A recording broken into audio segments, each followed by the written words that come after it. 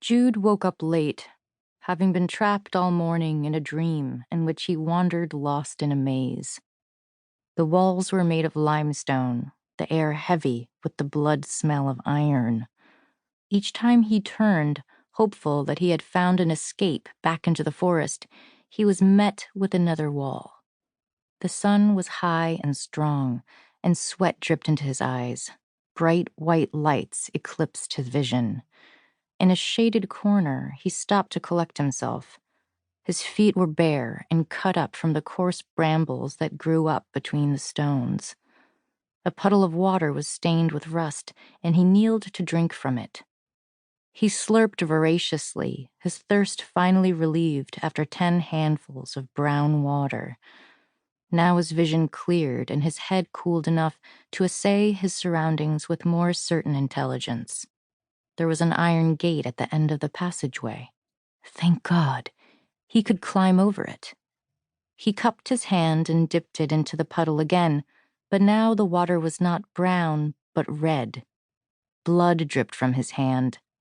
He let it go, and it splashed onto the stones. A sudden pain in his groin made him double over. A baby cried, then thunder struck, and in an instant the sky was filled with heavy gray clouds. Thank God, he said out loud, rain. But then the short gate at the end of the passage disappeared. He turned and turned, following the narrowing path. He had seen the gate, he was sure. He had seen the flow of green trees swaying through the bars in the pre-storm breeze. There was his freedom, but he couldn't find it. His thirst returned as the dream faded. He lay face up on the floor of his cottage. He was neither tired nor refreshed. His constant hunger had lulled him into a state of perpetual dreaminess and agitation. He couldn't remember falling asleep the night before, only the darkness of the room and the way his mind made it darker, how the ground seemed to be drawing him downward. Whether he fainted into sleep or simply fell, it didn't matter. He was starving, but he was still alive. The summer heat did not retreat at night as it did in summers past, and there was now an infestation of flies and bees in the pasture due to the drought and subsequent death of all flowers.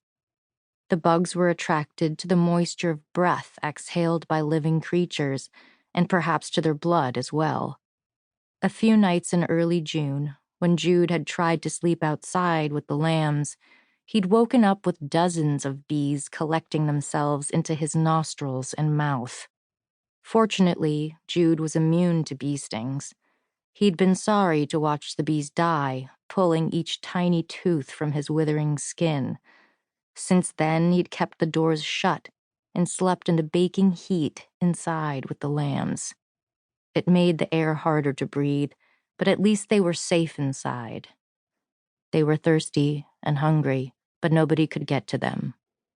By August, that was a dream in itself. He could hear the bugs buzzing this morning. They were waiting for him, but he figured they would die out soon, like everything else.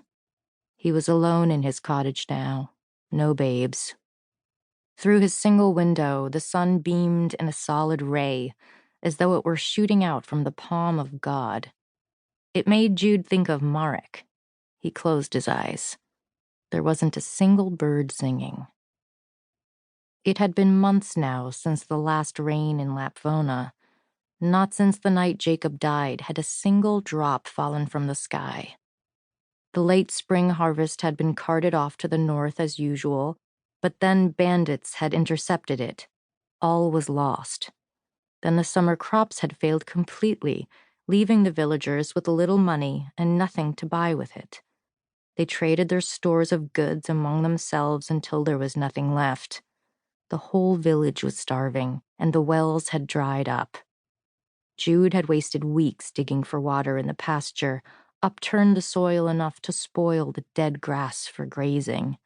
He'd been desperate, not thinking clearly.